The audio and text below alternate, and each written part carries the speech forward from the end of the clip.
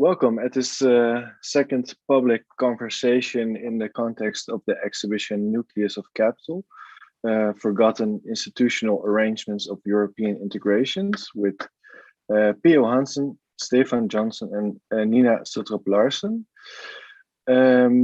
If you were here at the previous event, happy to having receiving you for the second public event. If you're not and you're new with Post, I'll briefly introduce it. Post is an interlocal platform for contemporary art in Arnhem and Nijmegen, and we focus on bringing engaged and urgent voices to the foreground. We make space for experimental art practices and open up our space for exchange and collaboration, especially within this 025 region. Today's event will be moderated by the curator of the exhibition, Anja Bitkina. And Anja Bitkina is a curator of visual contemporary art, performative projects, and educational programs. In her curatorial practice, she connects theory, social science, history, philosophy in order to generate knowledge about contemporary reality and its socio-political conditions. Anna is also co-founder of TALK, a curatorial collective and research-based art organization founded together with Maria Feitz. They recently won the Apex Art Open Call Award in 2020, and they will be curating the main exhibition at the Photo Month Biennale in Tallinn. So Anna, the floor is yours, and happy to have you here again. And let's hope for the same interesting conversation as the previous one. So the floor is yours. Yeah, thank you, Yuri. I'm sure the conversation will be very interesting, although quite different from the previous public events, which makes our public program even more exciting. And I'm really happy to moderate the event, which called, as Yuri mentioned, Forgotten Institutional Arrangements of European Integrations. And it's a second event as a part of Nucleus of Capital exhibition that revisits a largely forgotten concept of Eurafrica. And we're going to be focusing on that particular concept today during our talk, which is actually closely connected with the early stage of European integration and legacies of colonialism. It brings our event today brings together into dialogue two sociologists and authors of the book called Eurafrica, the Untold History of European Integration and Colonialism, P.O. Hansen and Stefan Johnson, and artist of the Nucleus of Capital exhibition, Nina Støttrup Larsen. And during the event, speakers will touch upon visions and concrete institutional arrangements working towards European integration in the post-war period, which placed Africa's incorporation into the European enterprise as a central objective. And the speakers will be argued against the EU's image, known or constructed EU image as a post-colonial enterprise and peace project. I would like to briefly introduce the speakers, P.O. Hansen and Stefan Johnson. They're both professors at the Institute for Research and Migration, Ethnicity and Society in Linköping University in Sweden.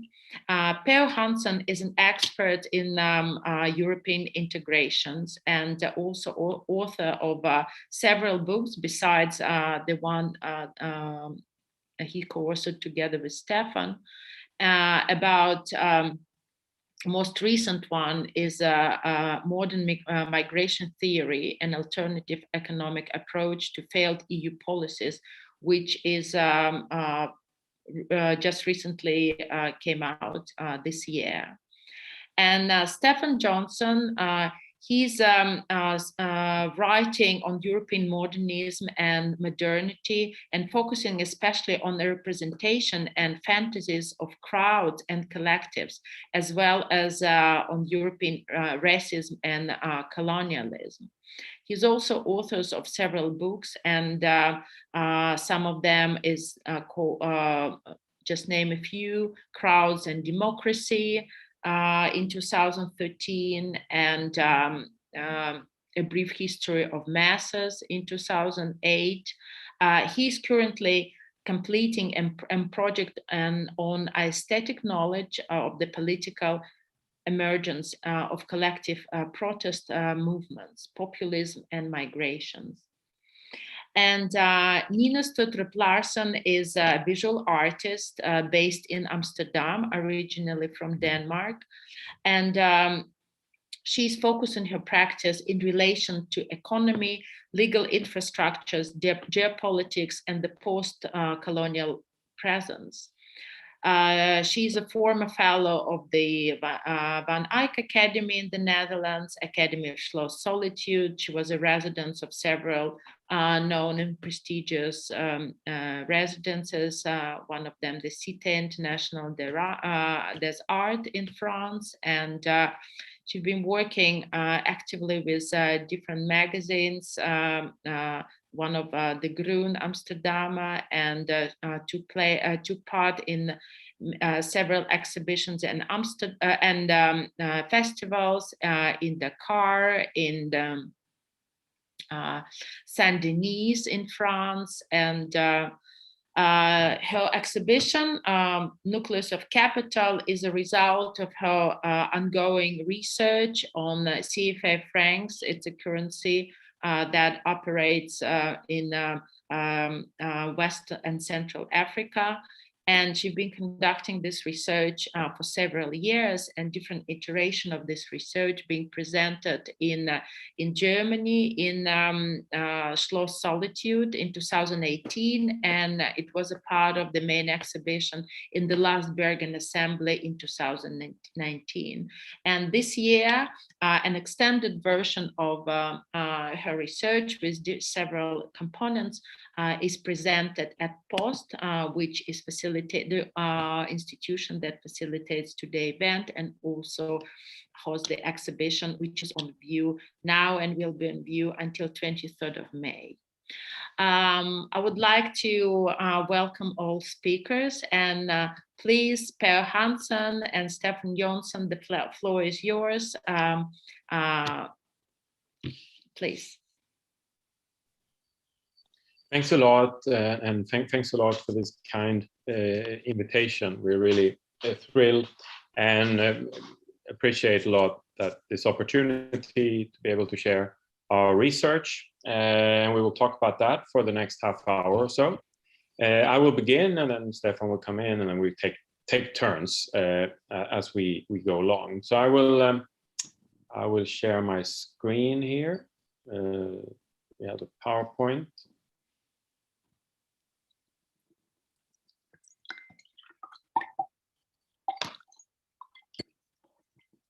I hope you all can see it. Good. So we're going to talk about our project, which came out as a book a few years ago called Eurafrica, the Untold History of European Integration and Colonialism.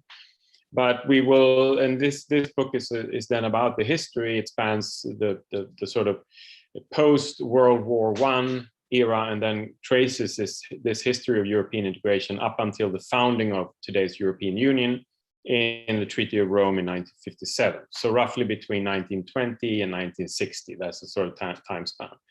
But this story is, of course, very influenced by contemporary issues, and so we will also bring that in, and that would also be an interesting way to sort of connect to the CFA franc and that project. But let us begin in the contemporary, because one very common misunderstanding about Europe is that Europe is something you can study looking at the little landmass called continental Europe, or what people think of as Europe. So that's where the debate is then raging between what should the role of Russia be? Is Russia part of Europe or partly part of Europe? The role of Turkey is, of course, even more sort of contested. And we have all these debates where Europe ends and begins. But these debates are symptomatic rather than clarifying. They're symptomatic of a lack of understanding that Europe, being so tied to modernity and the modern projects of colonialism that started in the post-Columbus era, due to that fact, Europe, when we study it historically and contemporary, it has to also involve Europe's role in the world. So that's why this little island is very, I think, significant. It's called Europa, and it belongs to France. And it is situated between Mozambique and Madagascar. That's the Europa island, and it is uninhabited. It was by chance that we found this on a map, but thought this would be a good definition of Europe, as totally outside what we think of as normally as Europe. How is this related to the European Union in contemporary times? Well, it is very much related. We have other places around the world that are not considered European, but which are part of the European Union. Ceuta and Melilla in Morocco, which are Spanish colonial enclaves that still belong to Spain, and due to that, they also belong to the European Union. In fact, they're more integrated into the European Union than Sweden, for instance, because Sweden is not part of the Eurozone, but Ceuta and Melilla, belonging to Spain, they are. And of course, Ceuta and Melilla are also symbolic places. That's where we have the most sort of visible battles around borders and migration with these, since these enclaves are extremely fortified to prevent migrants from the rest of Africa to come into EU territory. But we also have, and so Ceuta and Melilla, then we have French Guyana, we have Réunion, we have other French departments that are totally integrated into the European Union, but which are situated in the Indian Ocean, in the Caribbean, and South America, and so on. Places that indicate that there is a historical relationship to colonialism also for the European Union. The latest addition, we should say, to the European Union is the islands of Mayotte, because Mayotte is a French possession that changed its status from a territory to department in 2014. In doing so, Mayotte also became a full member of the European Union. And one of the concerns on Mayotte is, of course, migration, because the European Union realizes that if people come to Mayotte, they are also inside the EU. But again, it goes to show that this thing about the EU, it cannot be studied or in isolation from the world and sort of being reified as this continental unit.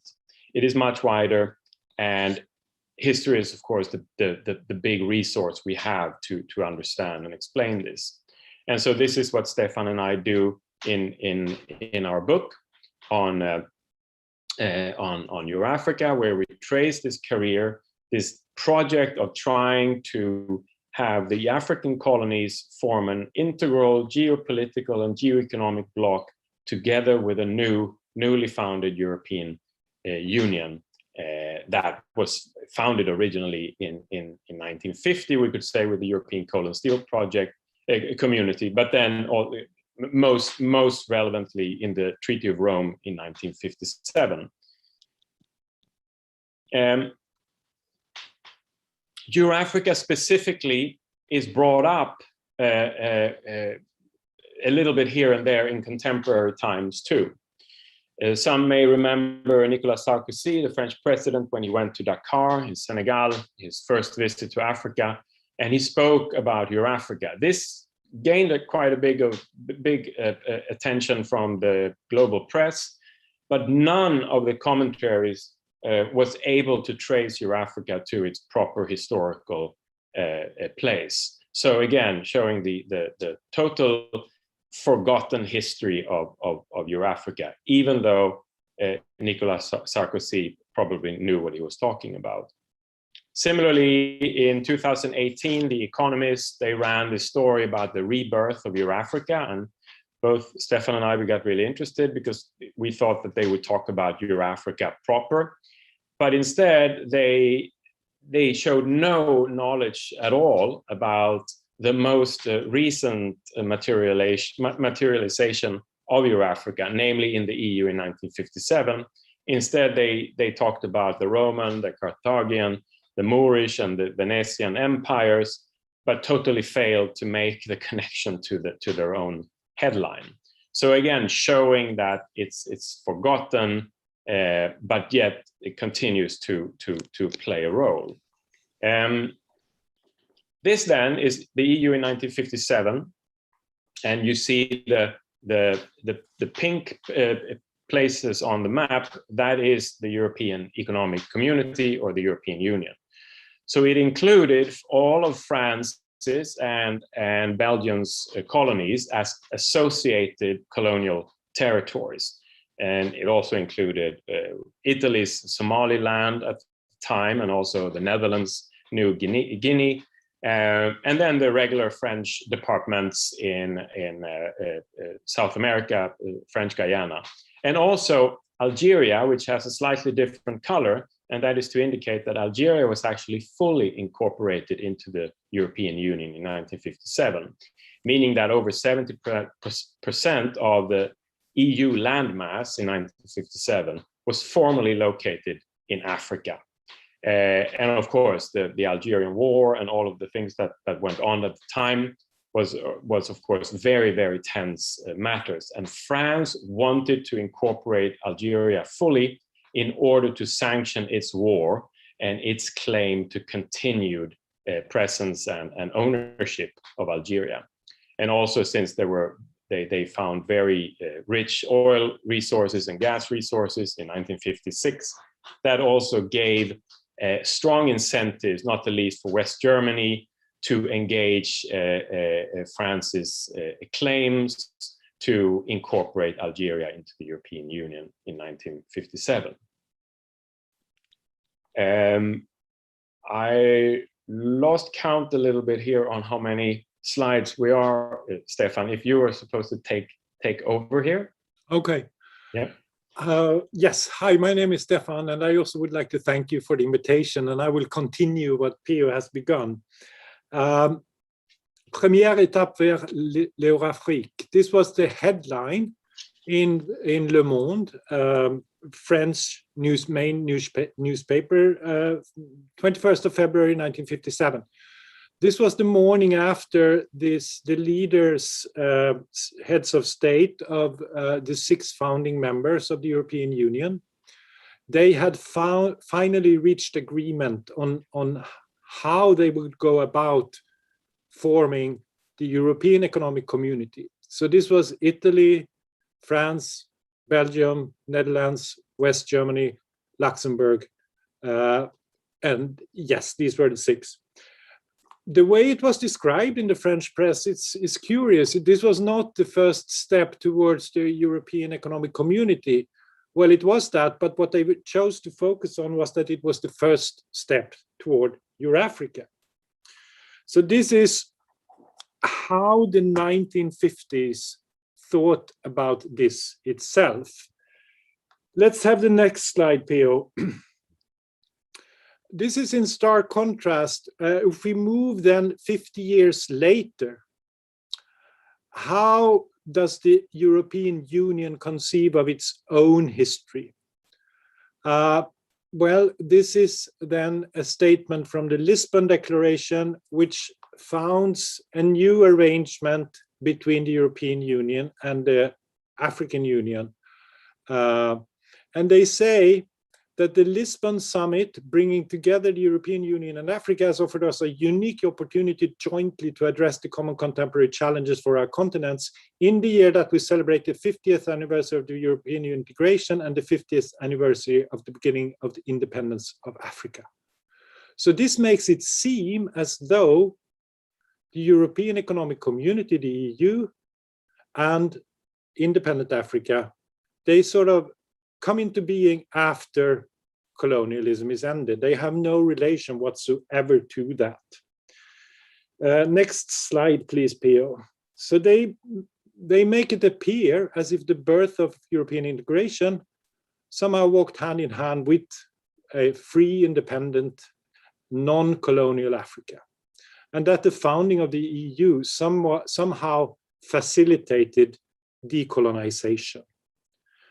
And this is precisely the myth that we try to debunk in our book. And the next slide shows us how this was perceived then from a more kind of perceptive observer, namely the leader of Ghana, Kwame Nkrumah, who addressed in 1961 when Ghana became the first independent country, if you discount Ethiopia, but the first post-colonial African country, we could say. And for him, the Treaty of Rome was something different. He said that it can be compared to the treaty that emanated from the Congress of Berlin, 1884-1885, which was then the kind of peak of the scramble for Africa when the European countries each got a piece of the African continent. And he says that the former treaty, that of Berlin, established the undisputed sway of colonialism in Africa, and the latter, that is the Treaty of Rome, it marks the advent of neocolonialism in Africa. So for Nkrumah, the beginning of the EU marked the beginning of a system of collective colonialism, stronger and more dangerous than the old evils we are striving to liquidate. This is how he perceived it. And again, we can go to the next slide. This is not how history is written. A very authoritative historian, Moravchik, he says that colonial considerations decline and in the 1950s and 60s, and that the European community emerged after this. Next slide, please. And here again, we contrast that to a statement from 1957. For the New York Times, this was also quite clear what the European Union was about. It reads that the term Eurafrica has been invented to designate a huge economic union of 6 Western European nations and French Africa, along with Belgian Africa. Pierre-Henri Teitgen said. Teitgen was a French foreign ministry official at the time. And he said that Africa had to choose either the American bloc or the Soviet world, or the Bandung coalition, or, and this was the privileged and best choice, of course, the group of Free Europe. And that this choice, where Africa would choose Europe, was much more than a merely economic link.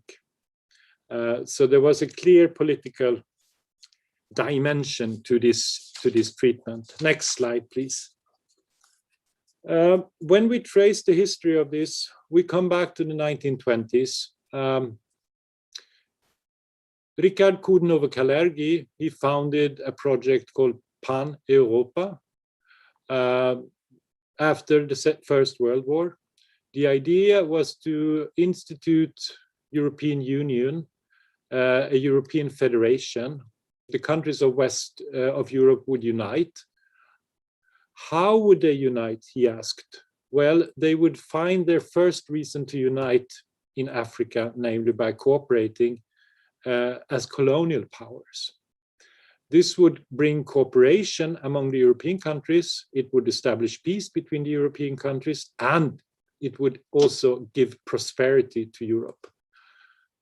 He states that Africa provides Europe with raw materials for its industry, nutrition for its population, land for its overpopulation. That is interesting. There was supposed to be migration from Europe to Africa also. Labor for its unemployed and markets for its products. And he also said that this is, of course, not an equal union between Europe and Africa, because Europe was Eurafrica's head, and Africa was the body. Next slide, please. And here we enter into a kind of universe of a history of interesting cartographic representations. This is how Coudenhove Kalergi would perceive Pan-Europa. You see Europe here. If you get the next slide, Pio, it's kind of a north-south force, and it's between, in 1923, the Soviet bloc to the east and the rising North American bloc to the west. And this is the way Eurafrica was conceived in the world of geopolitics. Next slide, please. And this is a map, I think, that appears also in Nina's exhibition by the French Eurafricanist, a geographer and influential political influencer called Eugène Garnier. He wrote a book called L'Afrique, Champ d'expansion de l'Europe, Field of Expansion of Europe, in 1931. And here you see this third force, Eurafrique, in the middle. And then finally, another example of these blueprints for Eurafrica that emerged in the interwar period. The boldest of all these were made by Hermann Sörgel, who was, I think, the city architect for Munich in the 1920s.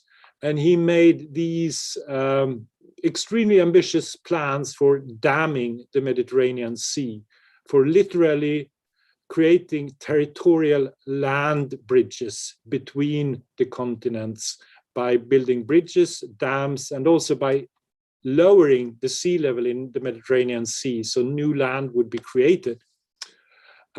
He didn't call it Eurafrica, but he called it Atlantropa. And for him, this was the optimal solution for all of Europe's problems through a new techno-utopian colonization of Africa in the early 1930s. And then over to you, Pio.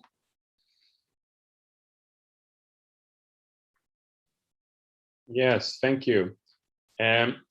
So as you and as Stefan said, the utopian character of these projects cannot be missed. And that's also was characteristic of the interwar period's plans for Eurafrica, that they were quite utopian, although not all of them. But as we then, and we should also say that much of this energy to create this Eurafrica in the interwar period was to create peace between European great powers and colonial powers. So that was the lesson drawn by many sort of internationalists at the time, that they wanted Europe to unite in order to prevent future wars. And Africa was then the ideal place to begin to consolidate power, because they realized more and more that the African continent contained fantastic natural resources and all of these things, including, of course, land and possibilities for emigration and settler colonialism, which had already started, of course, in South Africa and Algeria and so on. However, this failed and the Second World War broke out, nevertheless. And after the Second World War, this sense of Europe being squeezed geopolitically between the US and the Soviet Union was, of course, no longer a fear. It was just reality. The Soviets and the Americans and also the British, of course, they divided Europe between themselves, and they occupied large areas, and including the continued occupation of Germany, of course. So that embittered a lot of Europeans who had this dream of forging a new European power bloc, a third force.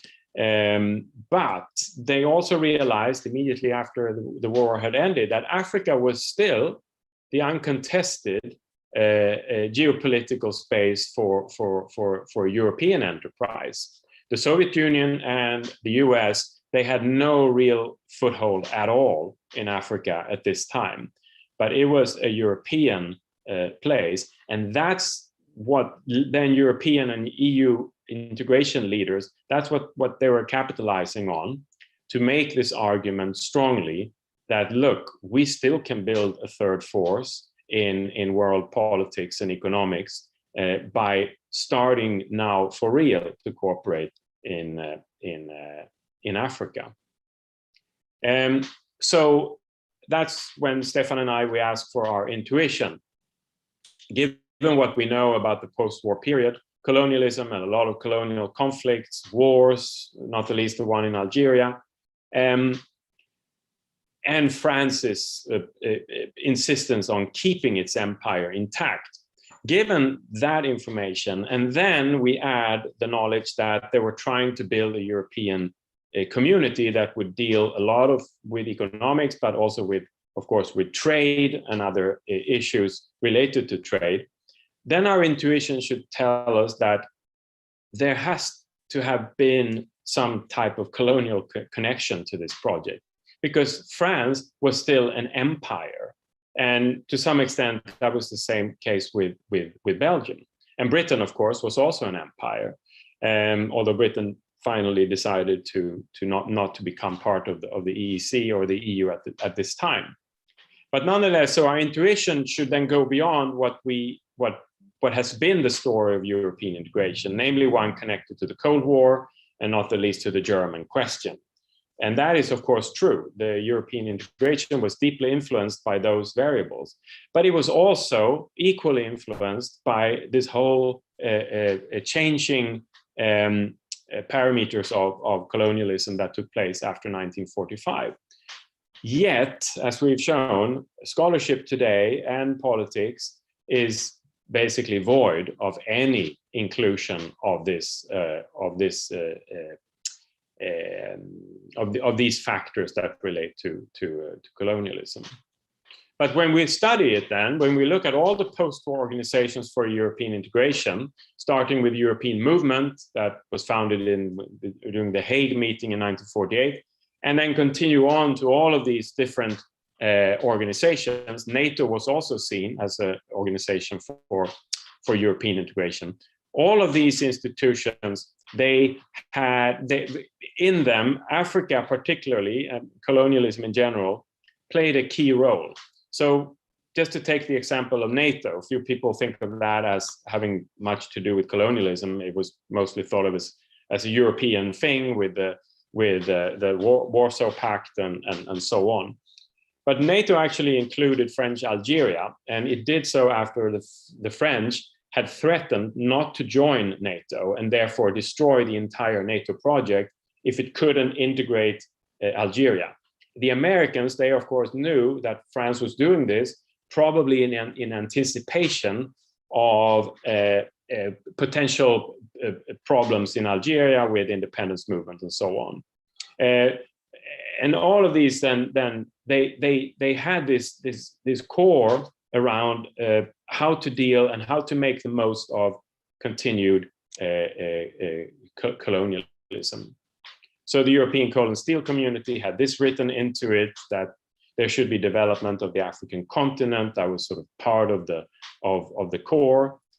Paul Reynaud, who was the chairman of the Council of Europe's Committee on Economic Questions, he was very bold and outspoken about the importance of exploiting the riches of the African continent and try to find there those raw materials which we are getting from the dollar area and for which we are unable to pay. So this is a good quote to link to the CFA franc, because what they're saying here is that they have a problem with dollars. There was a huge dollar deficit in Western Europe at the time. And so these powers, they wanted to do everything they could to avoid importing and paying in dollars. If they could keep Africa inside the EU's sphere of influence, that will greatly help that, because then, for instance, there will be a franc zone of a currency that will be more easily available to Europe to conduct trade in. But also during this time, there was an outpour of books and pamphlets and other organized interest, and not the least a debate in the press. So these are just some titles. Europe's Common Task #1. This is Anton Schiska, and here's another German who was part of Konrad Adenauer's cabinet, Gustav Adolf Gedat, who wrote about Europe's future being in Africa, and then also Pierre Nord, who wrote this book about Eurafrica being the Europe's last chance.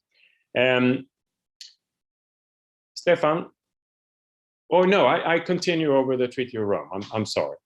Let's do that. So then when we come up to the Treaty of Rome in 1957, which founds today's European Union, then what we do in the book, we dig deep here into the archives, and we find then what to establish what role did the colonies play, the African colonies, particularly the French Empire. What role did it play? And it is very apparent and obvious.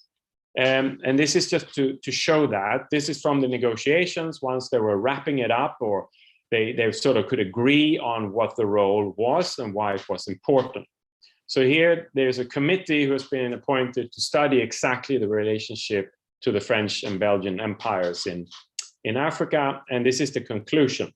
They say, economically speaking, the European member states of the common market have an essential need for the cooperation and support that the overseas territories, particularly the African ones, are able to offer in order to establish long-term balance of the European economy. The sources of raw material, variegated and abundant, which the overseas territories dispose of, are likely to ensure for the entirety of the European economy of the common market the indispensable foundation for an expanding economy. And it concludes with this section. It says the proposed enterprise entails consequences of major importance for the future of Europe.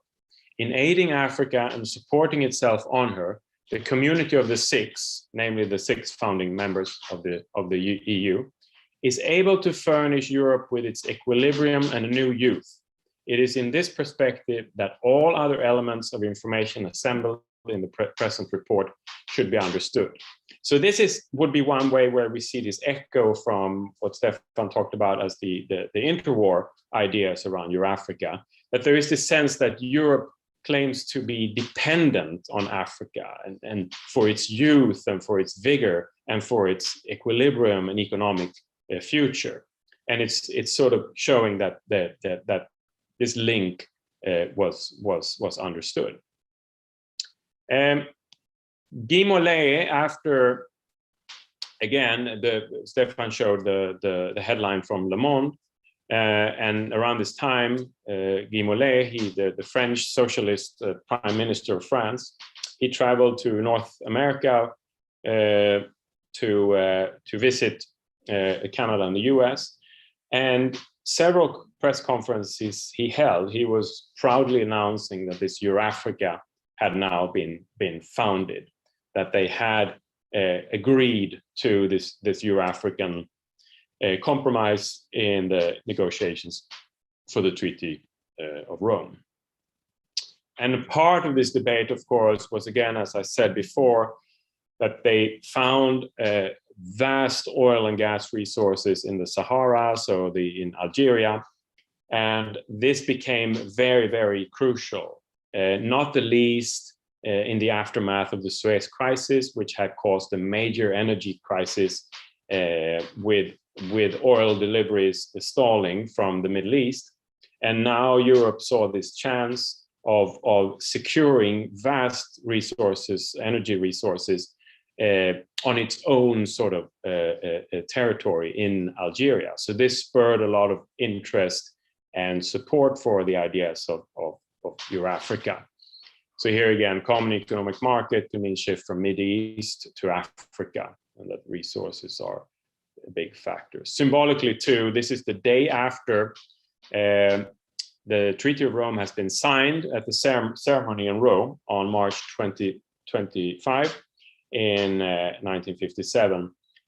And the New York Times reports that immediately in connection to this, a German or West German delegation, they are going to North Africa to see and to explore the resources that are part of now the common European Union.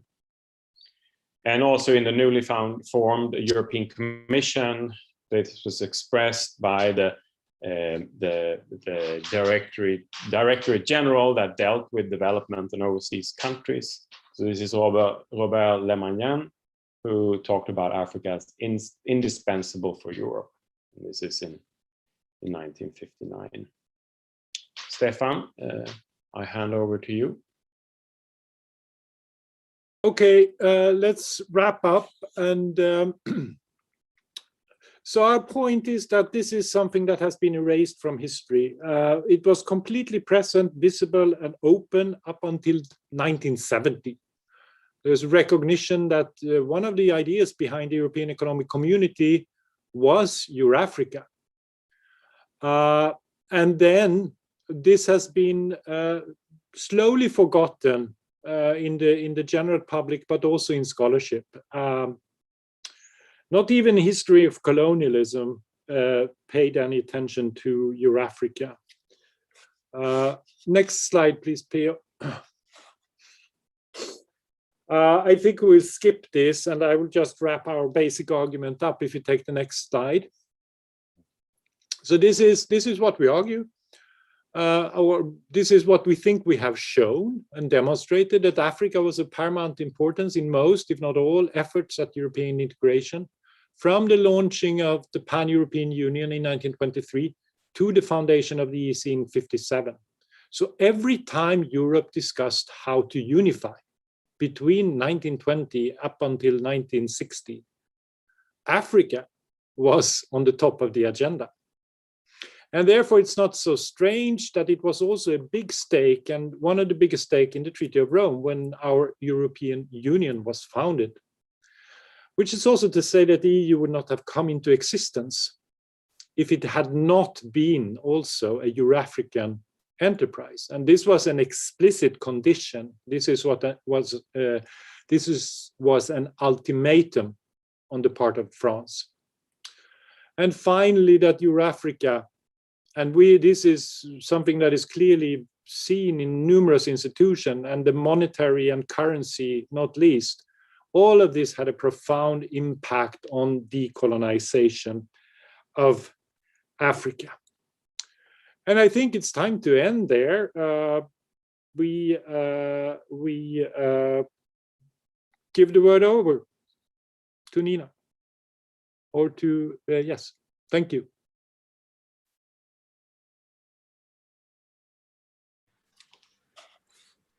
Yeah, well, thank you so much for that talk, and all the research in the book. That was really fantastic to hear that kind of overview, and also see some more quotes and imagery to that. I mean, I'm always really humbled by that kind of academic rigor and deep dive into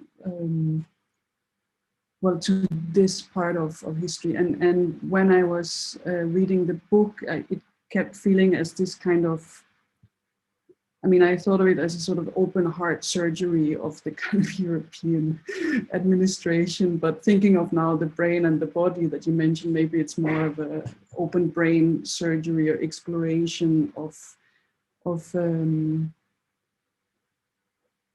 taking this out of the erased historiography. I will talk a little bit about the project that I've been doing, and maybe link a few things, and then we can maybe discuss a little bit as well. So I will share my screen.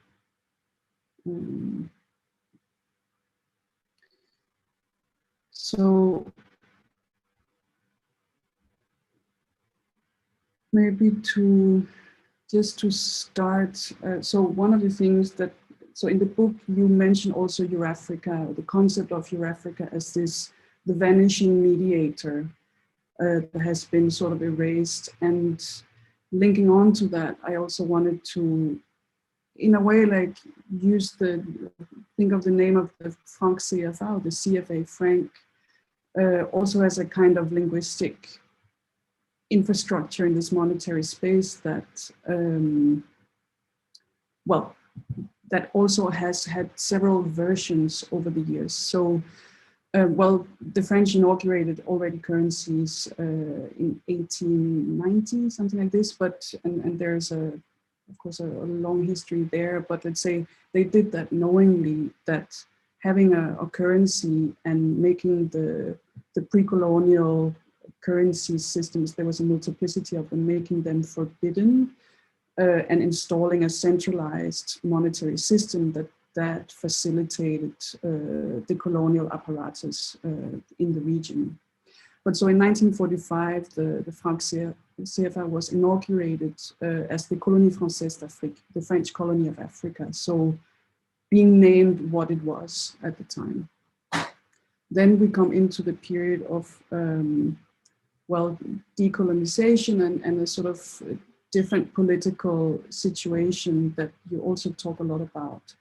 And here, so France was more interested in communicating this idea, however, in bad faith, let's say, but of a community. So they renamed it the Communauté Française d'Afrique, the French Community of Africa.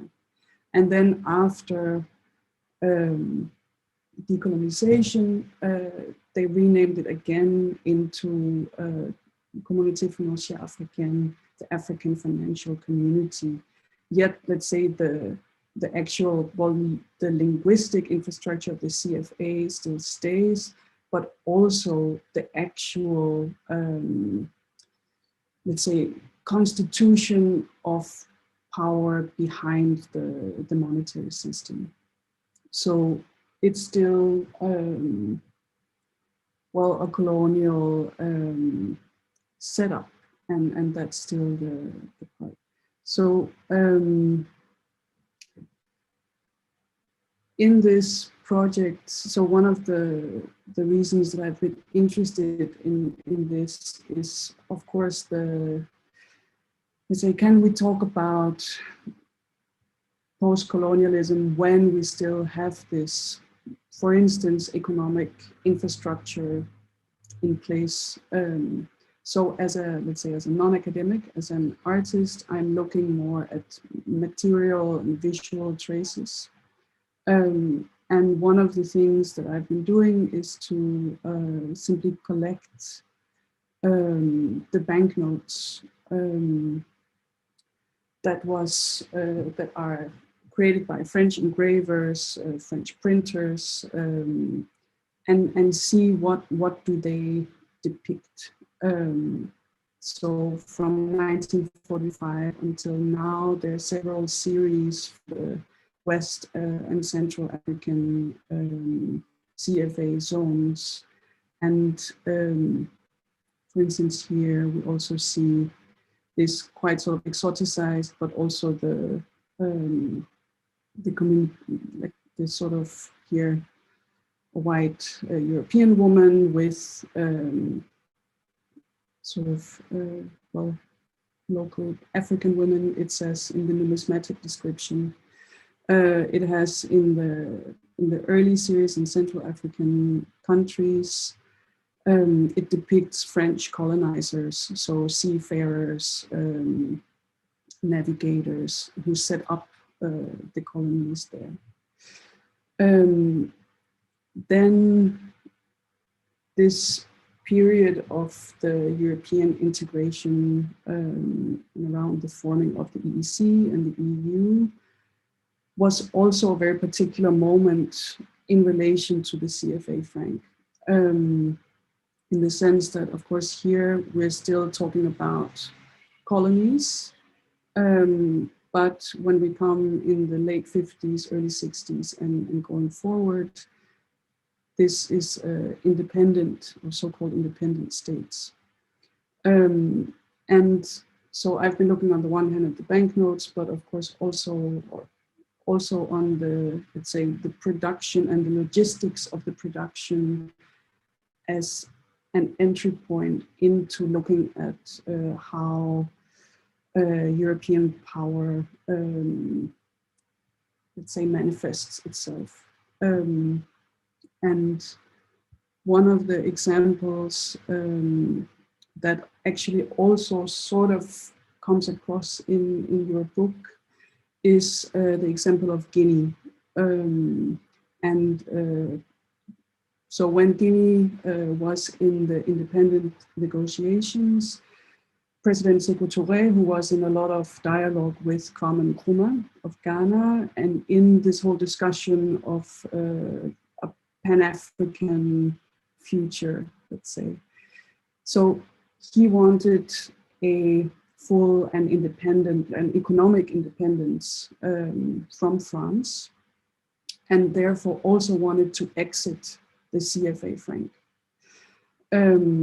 France did not want that, and as a proxy to the whole EEC formation at the time, France did not want that. Publicly, they said that the colonies are, welcome to exit the CFA franc in combination with independence, but they do so at their own risk. So Guinea was one of the first countries in the zone to become independent and became an example of how France pressured the states to stay within the monetary zone.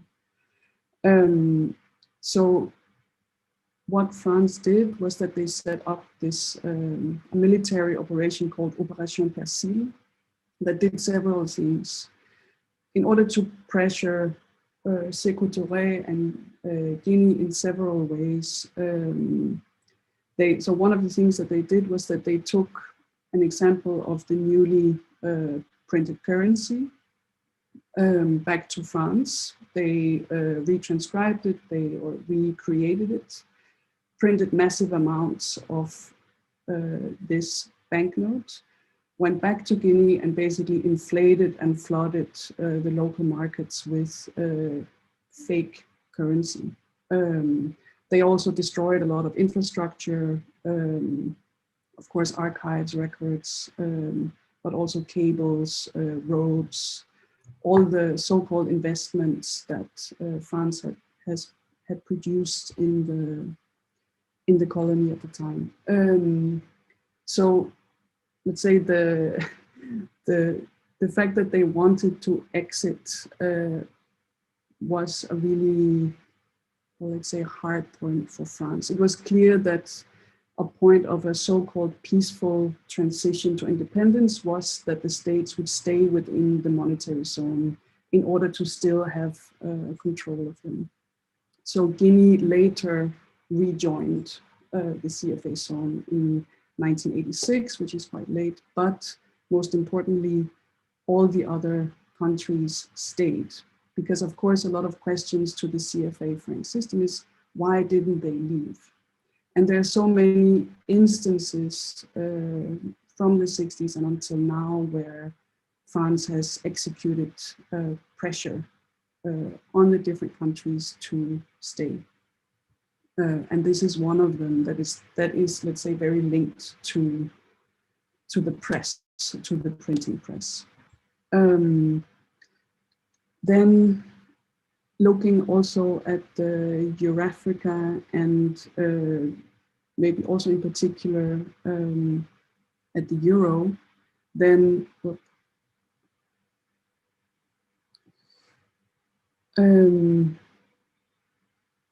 the inauguration of the euro as the jewel of European integration and the common market and all of this, it was also a moment where,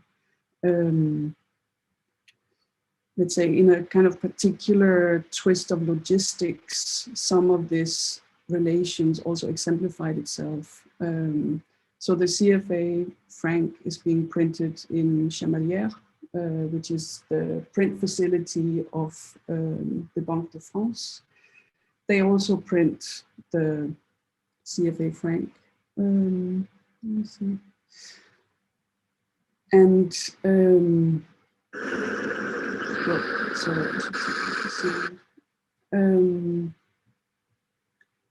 so they print the euro and the CFA franc. And so here the print facility needed to print the euro for Germany and France, which meant that they, for a long period of time, simply stopped printing the CFA franc. So you got reports from the whole region, particularly in West African countries, that they were running out of banknotes. So they have a high circulation, and in that sense, they fall apart at a certain point, so they need to be replaced. And so because the print facility was simply too busy to print CFA francs, then it kind of blocked a lot of the market economies in the whole region. Even though, of course, a lot of African countries were requesting new banknotes, but the central banks in Yaoundé and so on, they could simply not deliver new banknotes in the economy. So, of course, these are kind of practical and material consequences in a way, but that has to do with the printing press and how this forms. But if we go further in the looking at the banknotes, then of course they depict a lot of resources. You're also talking about how the Eurafrica concept would facilitate or continue to facilitate European access to resources. So looking at the banknotes from the 70s and onwards, they show a lot of phosphate mining, manganese extraction, plowing, coffee production, and so forth.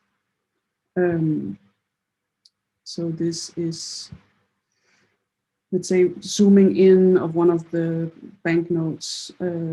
This is in the mine, in the phosphate mine, basically.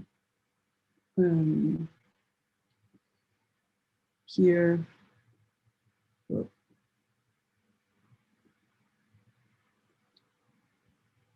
top one is from a French-owned uranium mine in Gabon from 1974, depicted on a 5,000 CFA franc. So you have from the 70s until quite late, the CFA franc system literally depicting French assets and French-owned assets in the region. So these are, so I've been interested in, let's say, also how the motif, the French engravers, the French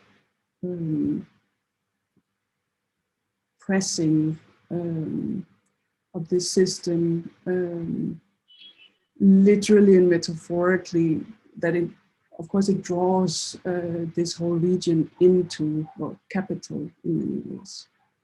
Then, of course, you have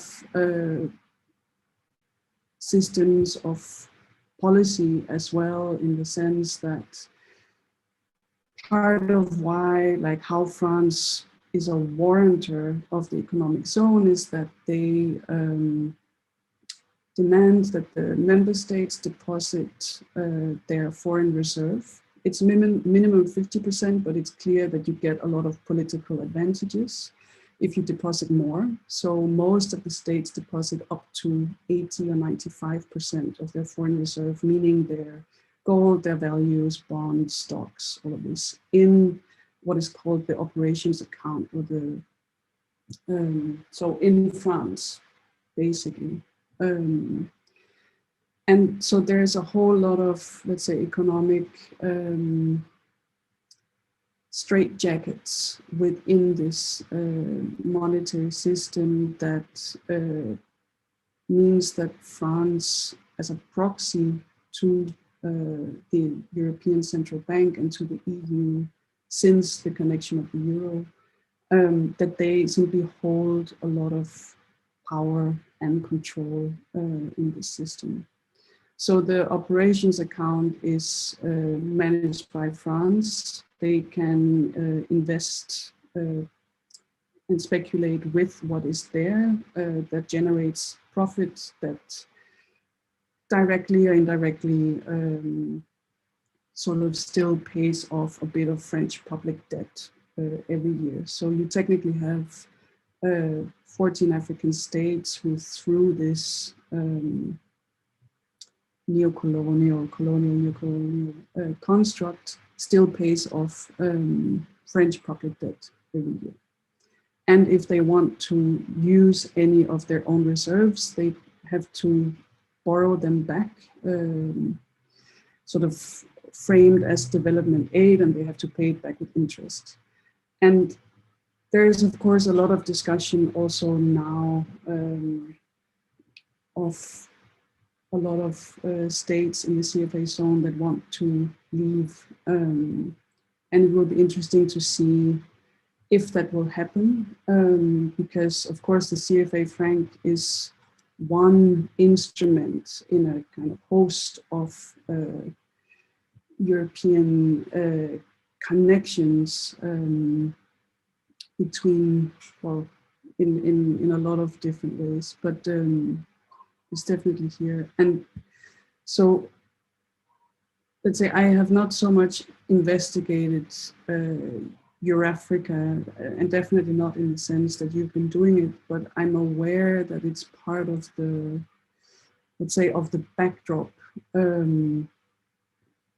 of a currency like that. And part of the, I mean, the motivations of Eurafrica are similar to that of the CFA franc. And also simply that when I was looking at these banknotes and of all of these resources and how it manifests, I was thinking that also that this is a sort of Eurafrican cartography. You know, these landscapes, these lines, that, let's say, continued pressure that they represent, the engraved lines and this sort of continuous inscription of a Eurafrican colonial ideology. So, and this is of course very much present, and yeah, so I mean, I don't know, there's a lot to say. Yeah, so one of the questions maybe that I have for you is, because, well, you didn't mention the CFA franc in your book, and I'm wondering if you've thought of that since, and then I'm also wondering what kind of responses, or if you've had any responses from the EU in a way on your work and on your publication, thinking that, yes, I guess you got access to a lot of archives, looked into documents, and I'm wondering if there's been any kind of official response or negation or something in relation to your work. Yeah. Sorry, I will stop here.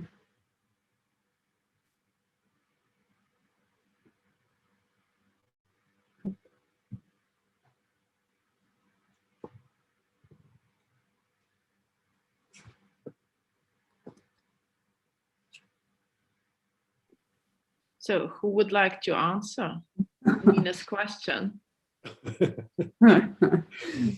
I think Pio is the one who knows much more about the currency, but this was a topic in itself. From my point of view, as we were doing predominantly historical research into the institutions, and this would,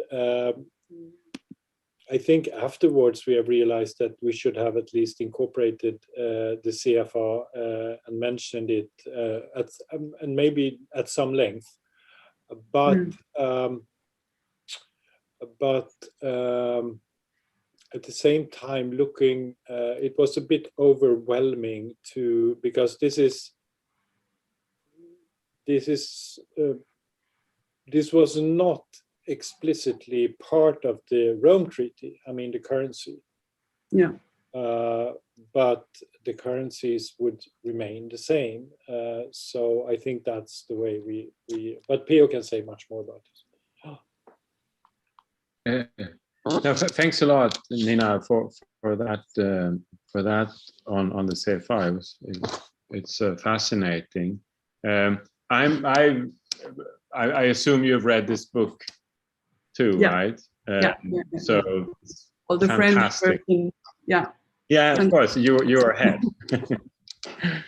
But it just came out in English translation. It's a fantastic book, and again, one of those where, yeah, it's not really known. It's very clouded, and the way they tell the story about how through these different periods, I find this fascinating, and also that France realized that during the war, since it was the Vichy who first were given the colonies, and there were all these struggle in the colonies between de Gaulle's Free France and the Vichyists, and that there was a lot of sort of attempts to break away from France and sort of alienation, and that France got really worried about that after the war, and the way they did, so they managed to have the African francs to be more highly valued than the metropolitan French franc, for the reason of encouraging then Africans to come back and import from the metropole for cheap, and then making the African franc very highly valued currency, which meant that they had a hard time importing from the rest of the world, and their exports became quite expensive. So it was better for them to export back to again get the trade going. And I think it's just and then of course the changeover to the euro, when the CFA franc now is being pegged to the euro instead of the French franc that is no more, and how they describe it in the book as there was, again, this echo of Eurafrica, because what we say in our book is that this thing about the African colonies, they were never consulted. Of course, they were colonies, so they were never consulted about whether they wanted to be part of the EEC's association regime. Yeah. And then there is this déjà vu in the end of the 90s with France negotiating how the CFA should be incorporated into the new Eurozone framework. But again, they conclude, but again, African countries were not consulted about that changeover, which is huge. I mean, it's crazy. So I think those are the questions. Yeah, but it's this continuous undercutting of sovereignty. Like, it's like one long list of that, and even, let's say, when the things that France is supposed to do within the currency system, how they're supposed to back the currency, there are several examples where, I mean, they don't actually do that. They still subverts the burden onto the African countries in the zone, instead of being the buffer that they should be. There's this devaluation in 1994, where France should have absorbed that economic instability as a warrantor, but instead they cut the value of the CFA franc in half. So, yeah, in terms of the question of sovereignty, as you said, they are not heard or not being taken into account, so to speak. Yeah. But I'm also curious about Nina's question regarding the response to your book, and whether you're taking further your scholarship to how do you, like, are you trying to integrate your research further into like some courses, into the studies, in to make this knowledge popular? So how's your book leading now?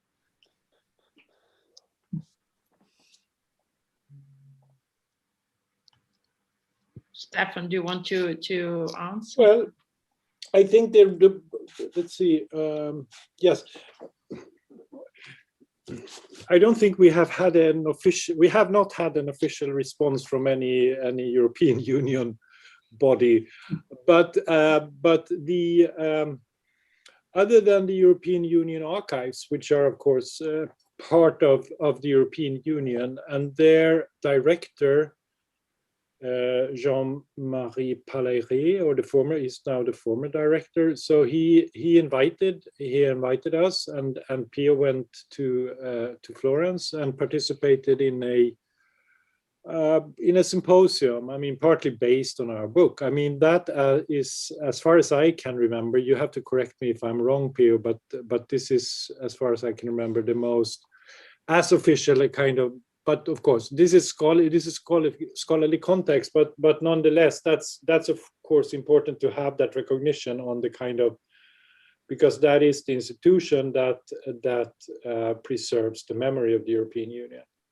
So they have been interested in our work, and they have also, the former director, Professor Palairet, he also pointed us towards certain sources, so in a very generous way. But other than that, it's the normal thing. You publish a book, if it's a good and a relevant work, it finds its own channels through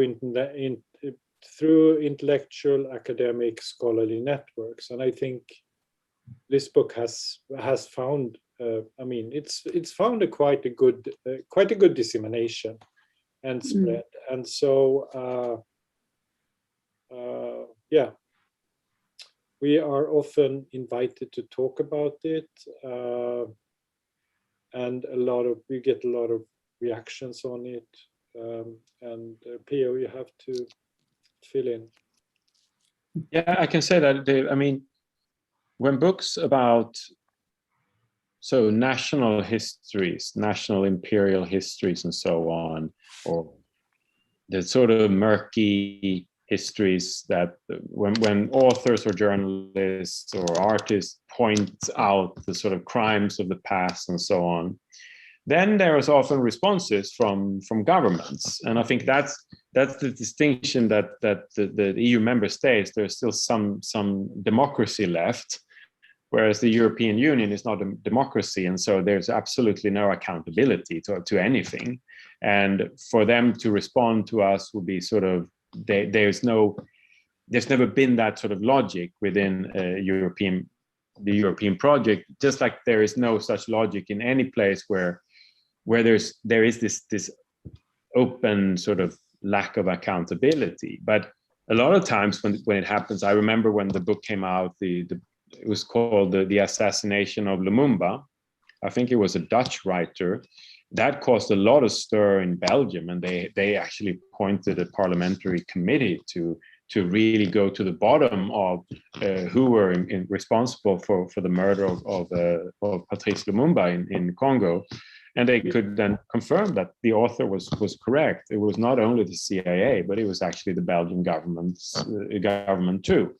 Those things are very interesting, and they happen all the time. There's a new book about such and such country and its atrocities in the past and so on. But at the EU level, it's very difficult, and that's why also we think that this history has not been really hitting the radar, because the logic of the European Union is still sort of in this democracy phase, where it's sort of what Mark Gilbert calls a Whiggish history. Like you tell the history like how the sort of the kings and the emperors want it to be, and that goes for the EU too. You tell the history, you narrate the history from that sort of founding fathers and so on.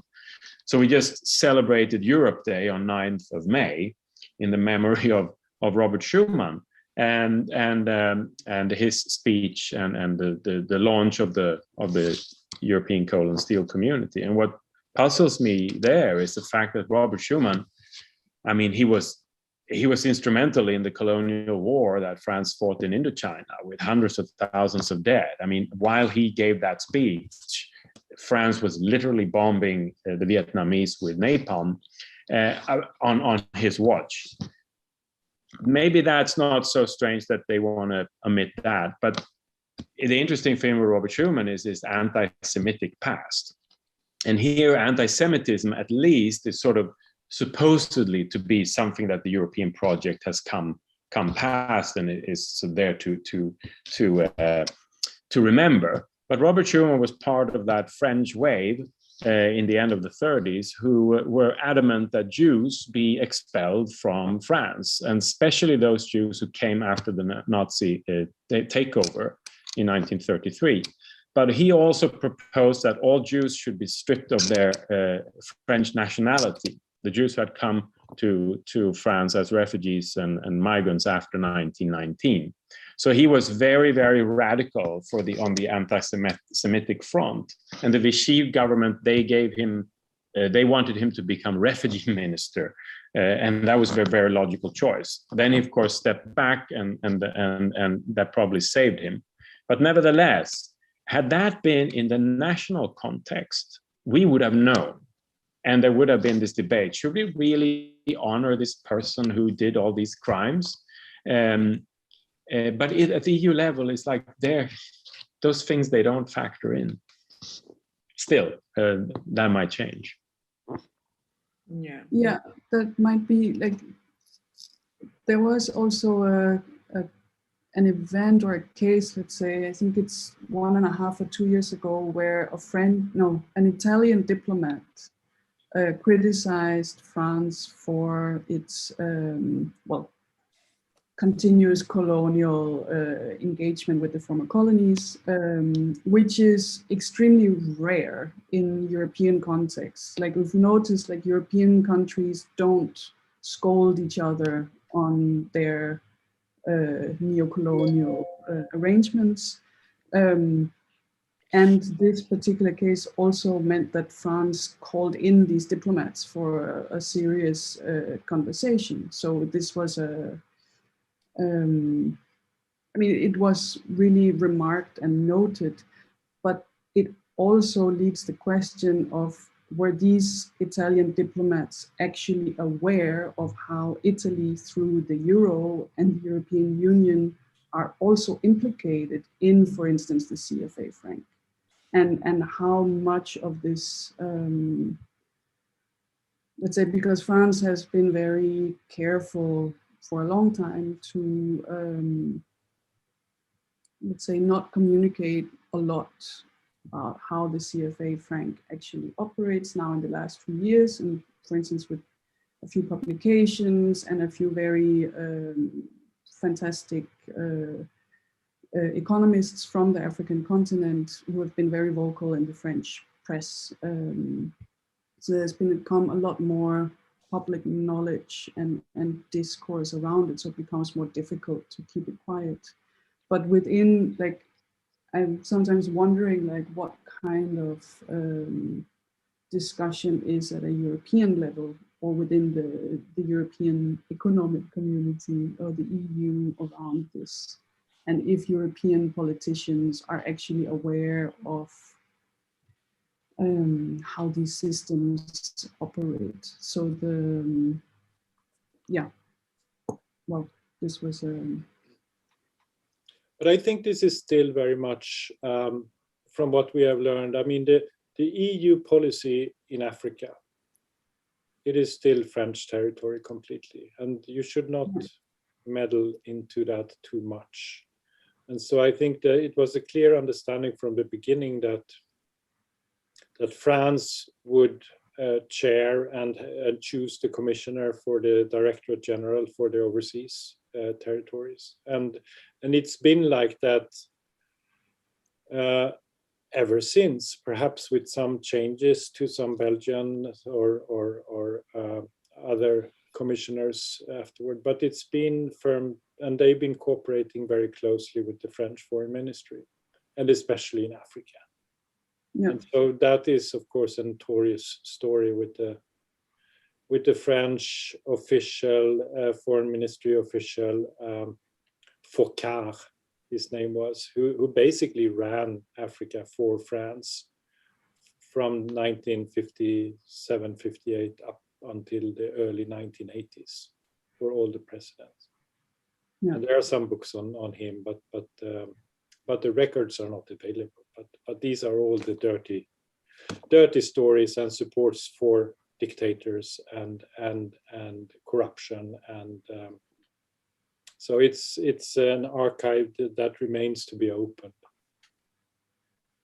And CFA there, the currency, of course, is hugely important, and because I think it's exactly Foucault who orchestrated the campaign against Sékou Touré when he chose not to be part of the French community, and thereby also not the European Union. Yeah, I think the book should really be a part of the library in the Museum of European History in Brussels. I don't know if you've been to that museum. It's a rather interesting entity which is trying to build up this Europeanness.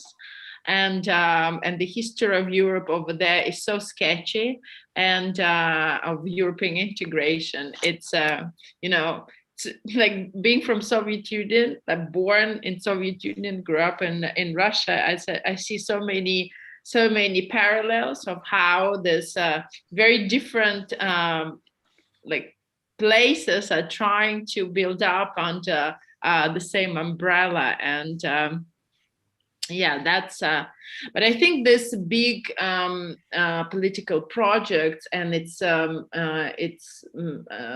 history are, I think, becoming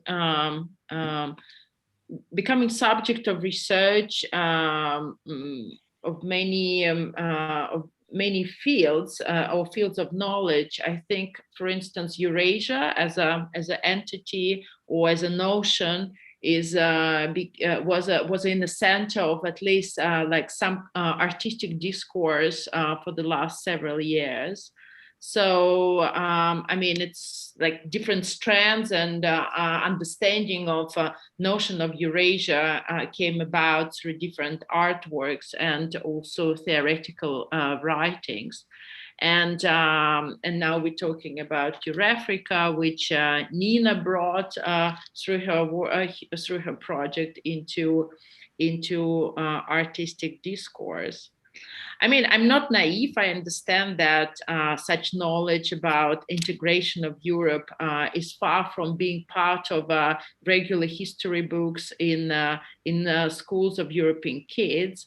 But hopefully, at least, like doing this this collective work together, academic and artistic, we're bringing knowledge about complicated history into public spotlight by conversating like now, or joining forces and making this knowledge more part of maybe everyday knowledge in a way. Mm.